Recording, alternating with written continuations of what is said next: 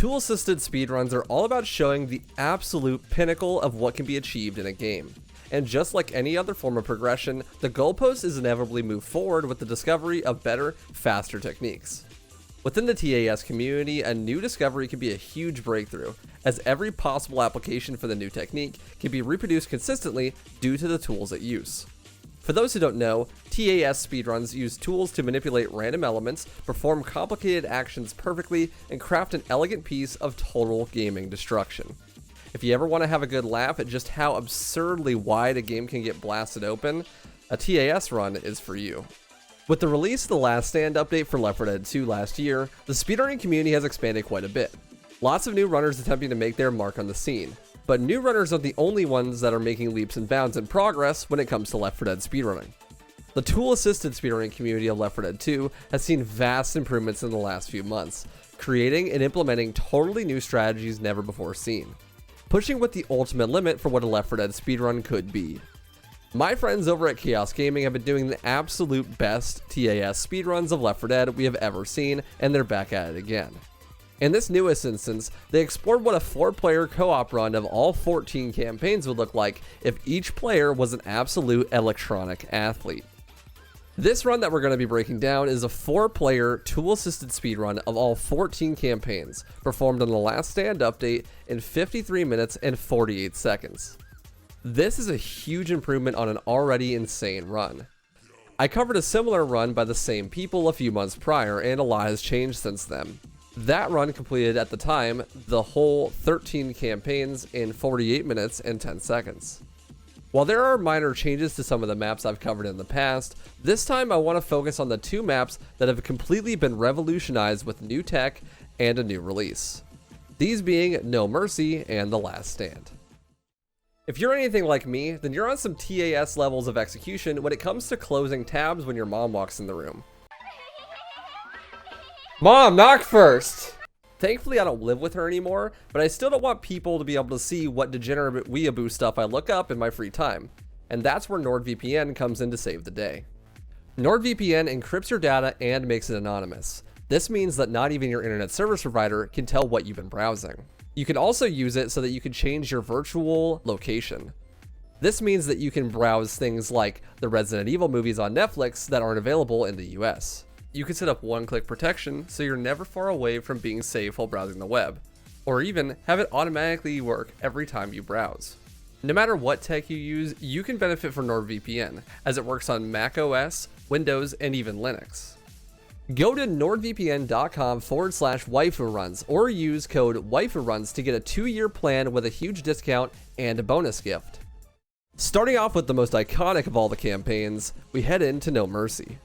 But first, we're going to take a quick pit stop at the first map of Dead Center. The 4 survivors miss the bus like they're Tobey Maguire and head quickly down the stairs after it. Nick goes first and starts bunny hopping through the halls. On the way, he performs a common boost.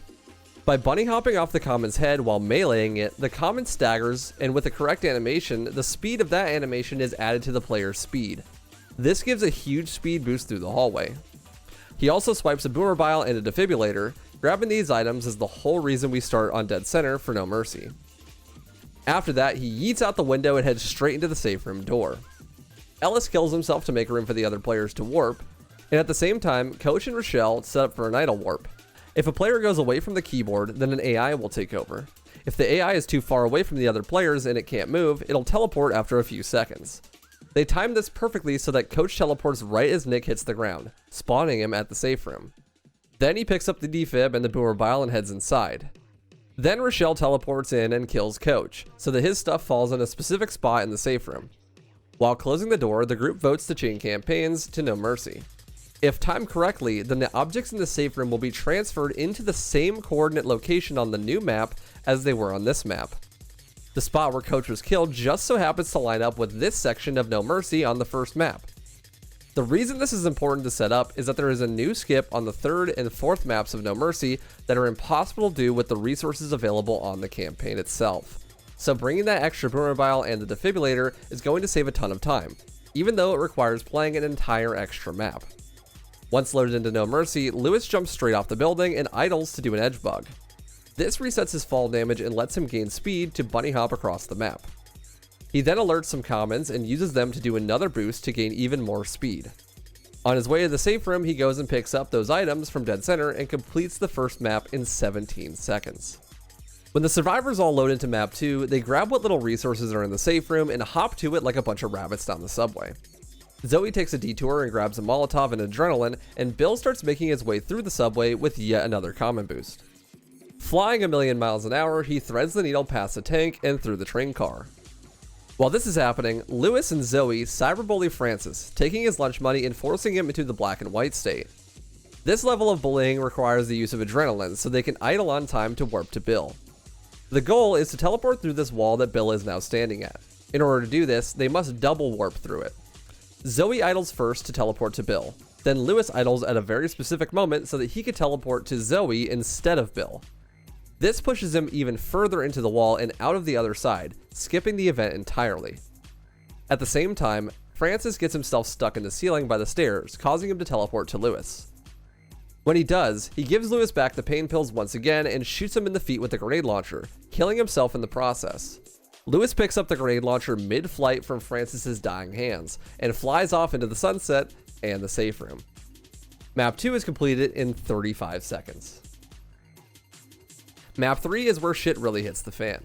Lewis drops the grenade launcher for Zoe, and they all vote to easy. This is because there's going to be lots of grenade launcher boosting on this map, and we don't want anyone to die faster than necessary. Lewis then gives the pills back to Zoe, and she sends him flying over the rooftop. Just like Toby, he gets hit by a truck, but edge bugs to save his life, and then hops into this corner.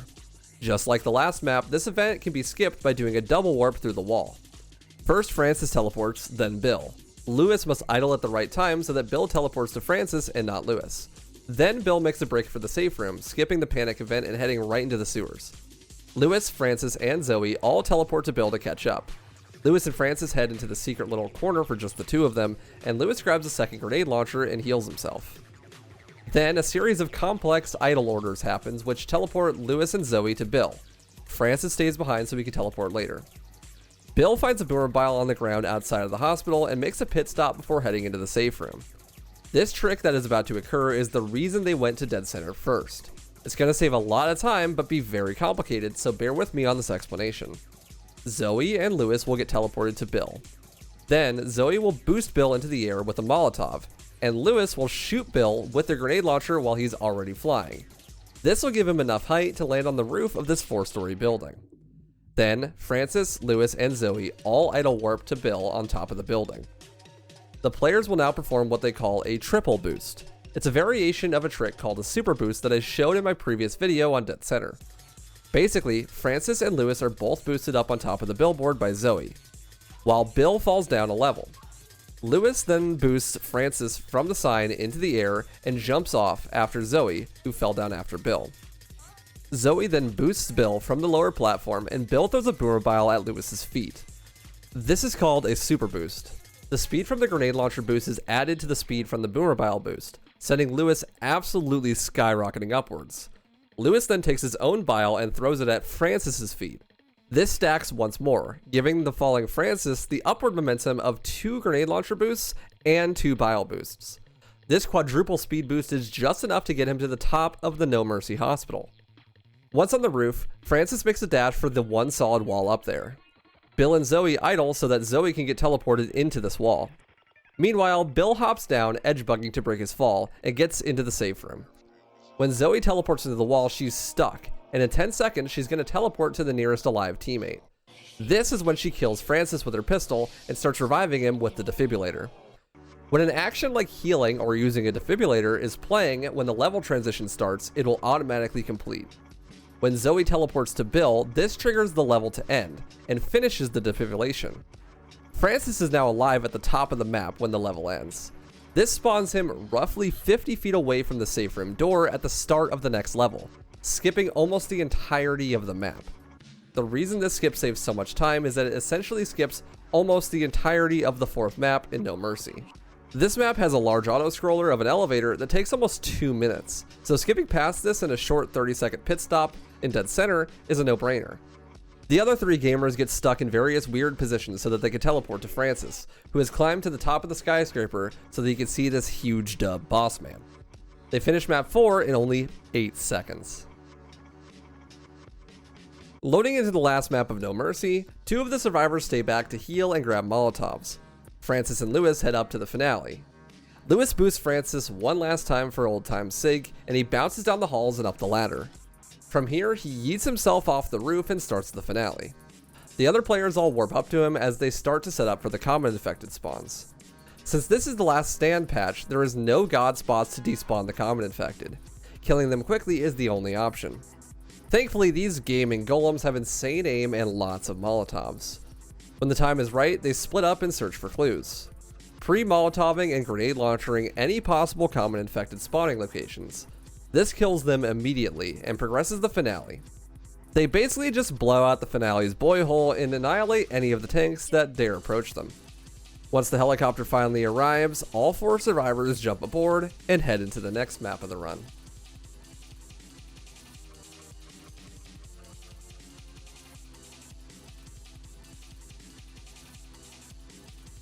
Until recently, that strat on No Mercy 3 and 4 had been impossible due to the lack of boomer biles and defibrillators on No Mercy. But with the implementation of the item transfers across maps, they were able to save several minutes, even on a tool-assisted speedrun. Currently, the strategy is way too precise to be pulled off by actual humans playing at normal speed, but it is cool to see that new things come to such an already impressive run. Speaking of new things, let's take a look at The Last Stand, the newest campaign added in the current patch. The 4 survivors spawn in and make their way across the river. Zoe grabs a Molotov and boosts off a common to get a large speed increase.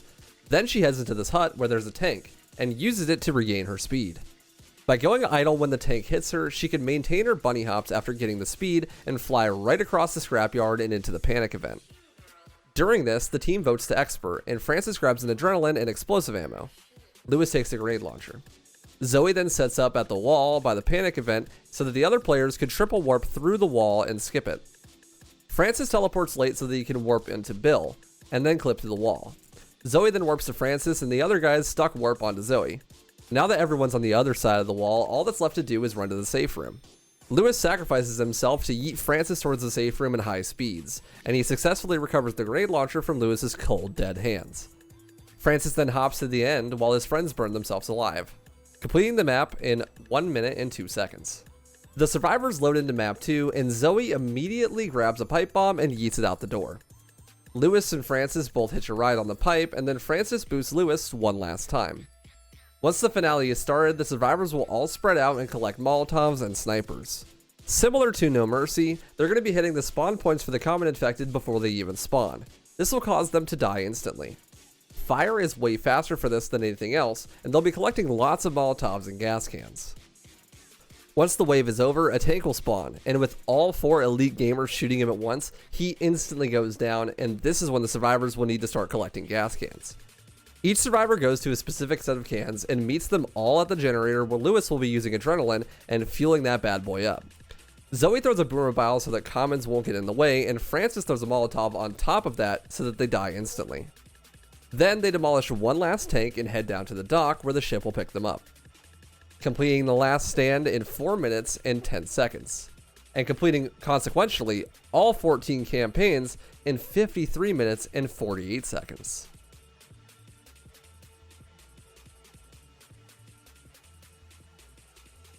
Left 4 Dead tool-assisted speedruns are really something to behold. I truly think that they are one of, if not the most impressive and jaw-dropping tool-assisted speedruns on the internet. And it makes me so happy to see the community growing and finding new strategies. People often think of TAS speedruns being mathematically solved runs that couldn't possibly be any better, but this couldn't be any farther from the truth. If a game is more complicated than something like Super Mario Bros. 1, then there's likely much more to discover when planning, performing, and executing TAS runs. Just because something isn't possible for a human now to perform doesn't mean that it can't be faster or even that it'll always be impossible for a human. Who knows, today's TAS strats could be tomorrow's human ones. Thank you guys so much for watching. I really appreciate it. Also, huge ups, boss man, to Chaos Gaming for putting together this amazing tool-assisted speedrun, as well as helping me heaps and bounds with explaining it and providing footage. If you haven't, definitely go to their channel. I'll put the link in the description below and watch the whole run. It's really awesome. You know what else is really awesome? These people right here, these patrons, They're fucking rad, all right? They support me, and if you want to support me, the best place to do so is on Patreon. Thank you guys so much for watching, and I'll see you next time.